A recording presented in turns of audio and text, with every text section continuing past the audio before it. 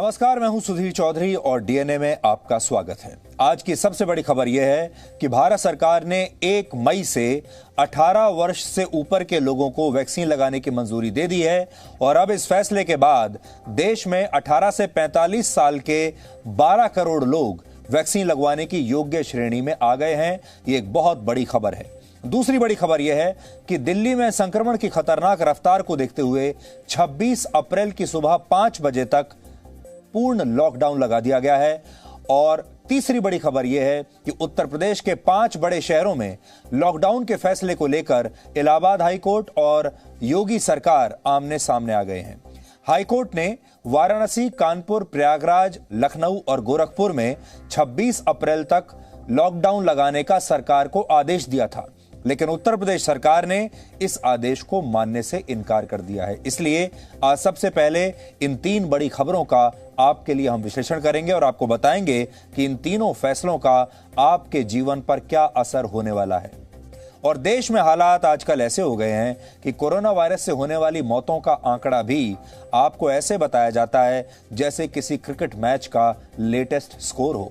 देश में इस समय 3 बड़ी चीजें चल रही हैं। पहला है चुनाव, दूसरा है आईपीएल और तीसरा है कोरोना। और इन तीनों में एक चीज समान है और वो है नंबर गेम, यानी अंकों का खेल, क्योंकि ये तीनों ही अंकों का खेल है। चुनाव भी अंकों का खेल है, कितनी सीटें आई, क्रिकेट भी अंकों का खेल है और कोरोना भी अंकों का खेल बन गया है। आज चारों तरफ से आप पर नकारात्मक खबरों की बौछार हो रही है और हालात ऐसे हैं कि आप कोरोना वायरस से संक्रमित होने से पहले शायद डर से ही मर जाएंगे। इसलिए आज हम आपको कुछ ऐसे टिप्स देंगे जो आपके मन में डर के आगे जीत है वाले विचार को मजबूत करेंगी।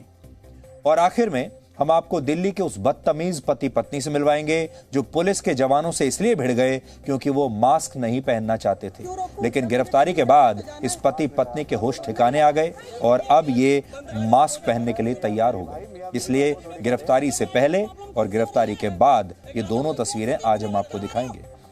आज हम आपको इस खबर के बारे में बताएंगे और साथ ही दिल्ली में शराब की दुकानों के बाहर लगी लंबी लाइनों का भी आज विश्लेषण करेंगे, जिससे आपको ऐसे लोगों का असली चरित्र समझ में आएगा और आप ये समझ पाएंगे कि इतनी लंबी लाइन तो वैक्सीन के लिए भी नहीं लगी थी जितनी शराब की दुकानों के बाहर आज लगी हैं, क्योंकि दिल्ली में कर्फ्यू लगने वाला था।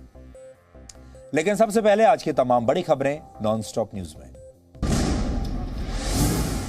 कोरोना से लड़ रहे देश के लिए बड़ी खबर है।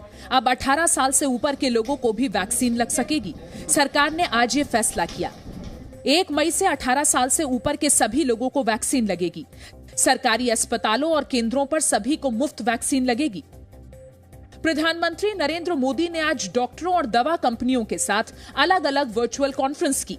इसी के बाद 18 साल से ऊपर के लोगों को भी वैक्सीन दिए जाने का फैसला हुआ। इस फैसले के मुताबिक दवा कंपनियां 50% वैक्सीन राज्य सरकारों को दे सकेंगी। कोरोना वैक्सीन अब खुले बाजार में भी उपलब्ध होगी। दवा कंपनी पहले वैक्सीन की कीमत तय करके बताएंगी।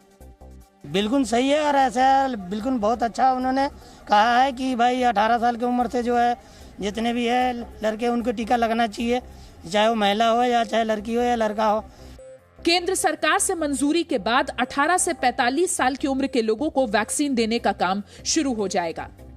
नहीं, बिल्कुल जितने भी लोग हैं अभी जो हालात चल रहे हैं उसके अकॉर्डिंग सबको कोरोना का इंजेक्शन लगना चाहिए, जाके बच्चों तक को लगना चाहिए। दिल्ली में कोरोना संक्रमण के बेकाबू होते हालात के बाद आज रात से अगले सोमवार यानी 26 अप्रैल की सुबह तक लॉकडाउन लगा दिया गया। अब तक दिल्ली में वीकेंड में लॉकडाउन लगा था, लेकिन जब उससे भी बात नहीं बनी तो सरकार ने संपूर्ण लॉकडाउन लगाने का फैसला किया। पिछले 3-4 दिन से रोज हम देख रहे हैं लगभग 25,000 के करीब केस आ रहे हैं। दिल्ली के अंदर अस्पतालों में उपलब्ध बेड्स की भारी कमी हो रही है, तो दिल्ली के अंदर कोरोना की परिस्थिति काफी गंभीर है। लेकिन अब इसके बाद अगर तुरंत कुछ कठोर कदम नहीं उठाए गए तो ये सिस्टम कोलैप्स कर सकता है। लॉकडाउन के दौरान आवश्यक सेवाएं, खाद्य और मेडिकल सेवाएं जारी रहेंगी। शादी विवाह में 50 लोग ही शामिल हो पाएंगे। इसके लिए अलग से ई पास लेना होगा। केंद्रीय सरकार के दफ्तरों को लॉकडाउन से छूट मिलेगी। सभी जजों, वकीलों और कोर्ट में काम करने वालों पर भी लॉकडाउन लागू नहीं होगा। एक राज्य से दूसरे राज्य में जाने वाली गाड़ियों को लॉकडाउन से छूट मिलेगी। कोरोना टेस्ट कराने वाले, वैक्सीन लगवाने वालों को भी आने जाने की छूट मिलेगी। रात 10 बजे से दिल्ली लॉकडाउन लगने से पहले ही सड़कों पर भारी जाम लग गया। लोग जरूरी सामान लेने के लिए सड़कों पर उतर गए तो हजारों की संख्या में प्रवासी मजदूर दिल्ली के रेलवे स्टेशनों और बस अड्डों पर जुट रहे हैं।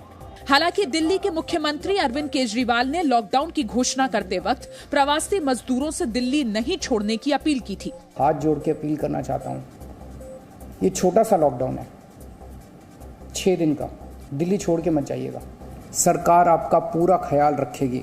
लेकिन मुख्यमंत्री की अपील को अनसुना कर प्रवासी मजदूरों का भारी संख्या में दिल्ली से निकलना शुरू हो गया है। दिल्ली के आनंद विहार ISBT और रेलवे स्टेशन के अलावा दिल्ली यूपी बॉर्डर के कौशाम्बी बस अड्डे पर भी भारी भीड़ है। लॉकडाउन के फैसले के बाद दिल्ली की शराब की दुकानों पर भी लंबी लाइनें देखी गईं। शराब खरीदने के लिए लोग कोरोना गाइडलाइंस की परवाह किए बिना लंबी लाइन में लगे रहे। उत्तर प्रदेश सरकार ने राज्य में संपूर्ण लॉकडाउन का इलाहाबाद हाईकोर्ट का आदेश मानने से इनकार कर दिया है। सूत्रों के मुताबिक यूपी सरकार इसके खिलाफ सुप्रीम कोर्ट जा सकती है। इलाहाबाद हाईकोर्ट ने आज उत्तर प्रदेश के 5 शहरों में लॉकडाउन लगाने का आदेश दिया। लखनऊ, वाराणसी, प्रयागराज, कानपुर, गोरखपुर। हाईकोर्ट ने आदेश दिया कि 5 शहरों में आज रात से लॉकडाउन लगे। हाईकोर्ट ने नाइट कर्फ्यू और वीकेंड कर्फ्यू को दिखावा बताया। इलाहाबाद हाईकोर्ट ने कड़े शब्दों में कहा, लोग मर रहे हैं और सरकार इकोनॉमी चिल्ला रही है। जवाब में यूपी सरकार ने कहा, जीवन बचाने के साथ गरीबों की जीविका बचाना जरूरी है। यूपी के शहरों में पूर्ण लॉकडाउन अभी नहीं लगाया जाएगा। राज्य सरकार ने कई सख्त कदम उठाए हैं और उठा रही है। कोरोना के मामले बढ़ रहे हैं, नियंत्रण के लिए सख्ती जरूरी है। कई जगह लोग स्वतः स्फूर्त भाव से खुद भी बंदी कर रहे हैं। इलाहाबाद हाईकोर्ट ने 13 अप्रैल को निर्देश दिया था कि यूपी में कोरोना को देखते हुए राज्य में संपूर्ण लॉकडाउन पर विचार किया जाना चाहिए।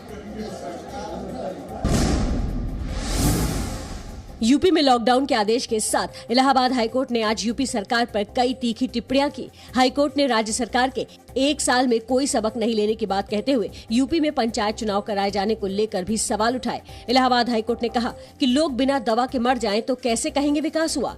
चुनाव को जनता की सेहत से ज्यादा महत्व दिया गया है। हमारे पास चुनाव पर खर्च करने को बहुत है, सेहत पर कम। शिक्षकों और सरकारी स्टाफ को चुनाव में भेजा जा रहा है। उत्तर प्रदेश की पुलिस को पोलिंग बूथ पर लगा दिया गया है। उत्तर प्रदेश में आज ही पंचायत चुनाव के दूसरे चरण में लखनऊ समेत 20 जिलों में मतदान हुआ। मतदान के दौरान कई जगह कोरोना प्रोटोकॉल का उल्लंघन भी दिखा। अभी मतदान के 2 चरण और बाकी हैं। भारत में पिछले 24 घंटे में कोरोना के 2,73,810 नए मामले आए हैं, जबकि 1,619 लोगों की मौत हो गई। देश में अब तक 12,38,52,566 लोगों को वैक्सीन दी जा चुकी है। उत्तर प्रदेश में पिछले 24 घंटे में कोरोना के 30,596 नए मामले आए, जबकि 129 लोगों की मौत हो गई। सिर्फ लखनऊ में ही 24 घंटे में कोरोना के 5,551 मामले सामने आए, जबकि 22 लोगों की मौत हो गई। महाराष्ट्र में कोरोना के 58,924 नए मामले आए हैं, जबकि 351 लोगों की मौत हो गई। राजस्थान में 3 मई तक जन अनुशासन पखवाड़ा रखने का फैसला किया गया है। इस दौरान बाजार और स्कूल कॉलेज बंद रहेंगे। बिहार में 15 मई तक सभी शैक्षणिक संस्थान बंद रहेंगे। हरियाणा में 30 अप्रैल तक कॉलेज बंद रखने का फैसला लिया गया है। पूर्व प्रधानमंत्री मनमोहन सिंह कोरोना संक्रमित हो गए हैं। उन्हें दिल्ली के एम्स में भर्ती कराया गया है। मनमोहन सिंह को हल्के बुखार की शिकायत थी। उन्हें एम्स के ट्रॉमा सेंटर में रखा गया है। 88 साल के मनमोहन राज्यसभा सांसद हैं। मनमोहन कोरोना की दोनों डोज ले चुके हैं। कई प्रमुख नेताओं ने उनके जल्द से जल्द स्वस्थ होने की प्रार्थना की है। मनमोहन सिंह ने कल ही प्रधानमंत्री मोदी को एक चिट्ठी लिखकर कोरोना के हालात से निपटने के लिए 5 सुझाव दिए थे। मनमोहन ने वैक्सीनेशन का दायरा और दवाओं की सप्लाई बढ़ाने को जरूरी बताया था। कोरोना के तेजी से बढ़ते मामलों की वजह से पश्चिम बंगाल में प्रधानमंत्री नरेंद्र मोदी की रैली कम कर दी गई है। अब प्रधानमंत्री सिर्फ 23 अप्रैल को चुनावी रैली करेंगे। एक ही दिन में प्रधानमंत्री मालदा, मुर्शिदाबाद, सिवली और दक्षिण कोलकाता में चुनावी सभा को संबोधित करेंगे। इन सभी रैलियों में लोगों की संख्या कम होगी। मास्क और सोशल डिस्टेंसिंग का खास ध्यान रखा जाएगा। प्रधानमंत्री का भाषण सुनने के लिए हर विधानसभा में बड़ी स्क्रीन लगेगी। कोरोना की वजह से ममता बनर्जी भी कोलकाता में 26 अप्रैल को प्रतीक के तौर पर सिर्फ एक बैठक करेंगी। बाकी जिलों में अब वो सिर्फ 30 मिनट की रैली करेंगी। पश्चिम बंगाल में छठे चरण के लिए प्रचार का आज आखिरी दिन था। गृह मंत्री अमित शाह और बीजेपी अध्यक्ष जेपी नड्डा की आज कई जनसभाएं और रोड शो हुए, जबकि ममता बनर्जी ने चुनावी रैली की। Presenting B News app, available on Google Play and App Store. Download it now.